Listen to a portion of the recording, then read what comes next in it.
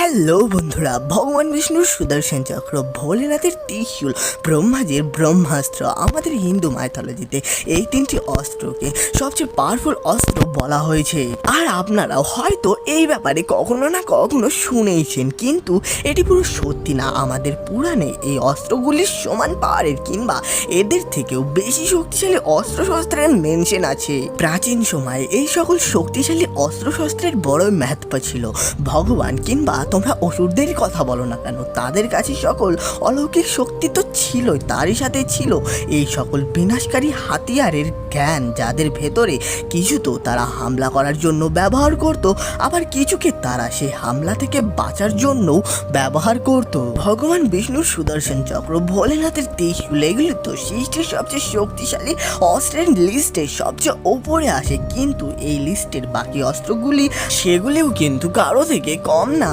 যেমন ধরো নাগাস্ত্র, আমাদের হিন্দু ধর্মে সাপেদের বড় মাহাত্ম্য আছে, আমরা তাদের পুজো করি, আর এই সাপেদের শক্তি দিয়ে তৈরি হয়েছে এই নাগাস্ত্র। এটি একটি শক্তিশালী আর বিনাশকারী হাতিয়ার, যেটি কিনা তীরের আকারের, যেখানে তীরের সামনে সাপের মুখ বানানো আছে। আর যখনই এই অস্ত্রকে কারো উপরে চালানো হয়, তখন এই অস্ত্র নিজের শত্রুর কাছে পৌঁছানোর আগে একটি ভয়াবহ বিষাক্ত সাপে পরিণত হয়ে শত্রুকে নিজের শরীর দিয়ে পেঁচিয়ে নেয়, ঠিক অ্যানাকন্ডা কিংবা অজগারের মতো। আর এই জন্যই তার শত্রু কিছু সময়ের ভেতরেই মারা যায়। কিংবা এটিকে যদি কোনো বড় সেনার উপরে চালানো হয়, তাহলে এটি থেকে হাজার হাজার সাপ বেরিয়ে যে কোনো বড় সেনাকে দেখতে দেখতেই হারিয়ে দিতে পারে। আর ঠিক এই অস্ত্রের প্রয়োগ আমরা রামায়ণে রাবণের ছেলে মেঘনাথকে রাম আর লক্ষণের ওপরে করতে দেখি। আর এই অস্ত্রের শুধু একটি তোর আছে, যেটি কিনা হলো গরণাস্ত্র। তো এর পরে আসে ব্রহ্মশীর্ষ অস্ত্র। প্রাচীন পুরাণ অনুসারে ব্রহ্মাস্ত্রের থেকেও 4 গুণ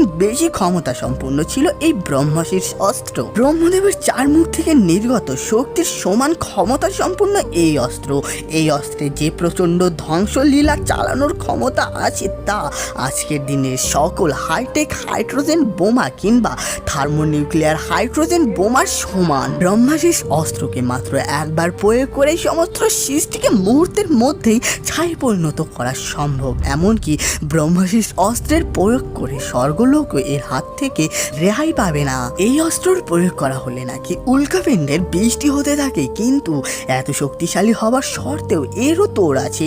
এই ব্রহ্মশীর্ষ অস্ত্রকে শুধুমাত্র ব্রহ্মানন্দ অস্ত্রই হারাতে পারে। তো এরপরে আমরা জানবো ব্রহ্মানন্দন অস্ত্রের ব্যাপারে। আমাদের মহাভারতে উল্লেখ পাওয়া যায় এই ব্রহ্মানন্দন অস্ত্রের। এই বিশ্বের সৃষ্টিকর্তা ব্রহ্মার 5 নাম্বার মুখের সাদৃশ্য রয়েছে এই মারণাস্ত্র। সমগ্র সৌরজগতের শক্তি নিহিত এই ব্রহ্মানন্দন অস্ত্রের মধ্যে। পুরাণ অনুসারে মহাভারত সম্পর্কে মিথ্যে কথা বলার অপরাধেই শিবের রোষে ব্রহ্মার একটি মাথা কাটা যায়। ব্রহ্মানন্দন অস্ত্র গোটা বিশ্বকে ধ্বংস করে ফেলার ক্ষমতা রাখে। আর শুধু ব্রহ্মানন্দন অস্ত্র, ব্রহ্মশীর অস্ত্রকে থামানোর ক্ষমতা রাখে। বিশিষ্ট মুনিবর বিশ্বামিত্রের উদ্দেশ্যে একবার এই অস্ত্রকে প্রয়োগ করা হয়েছিল। তো এরপরে আমরা জানবো পশুপাতা অস্ত্রের ব্যাপারে। মহাভারতে মহাদেব আর অর্জুনের সেই ভয়ানক যুদ্ধের কথা জানা তো আছেই। আবার আমরা অনেক সাহিত্যেও শিব অর্জুনের এই যুদ্ধের ব্যাপারে উল্লেখ পাই। পশুপতা হলো পশুপতি, অর্থাৎ শিব আর মা কালীর অস্ত্র।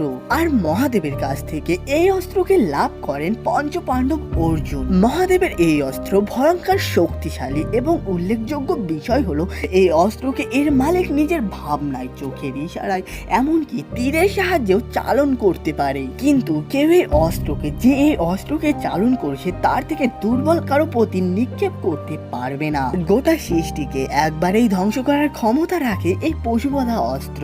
আর কেবল মহাভারতে অর্জুন এবং রামায়ণে ইন্দ্রজিৎ এই পশুবধা অস্ত্রের ব্যবহারের অধিকারী ছিলেন। তো এরপরে সবশেষে কথা বলা যাক নারায়ণ অস্ত্রের ব্যাপারে। স্বয়ং শ্রী বিষ্ণুর নাম অঙ্কিত এই অস্ত্রের যোগ্যতা অর্জন করতে পারলে শ্রী বিষ্ণুর কাছ থেকে এই অস্ত্র লাভ করা যেতে পারে। আর মহাভারতে উল্লেখ আছে যে নারায়ণ অস্ত্র হাজার হাজার মিসাইল উৎক্ষেপণের সমান সমান মারণ ক্ষমতা ধারণ করে। কিন্তু নারায়ণ অস্ত্র লাভ করেছে এমন ব্যক্তি সারা জীবনে মাত্র একবারই এই অস্ত্রর প্রয়োগ করতে পারবে।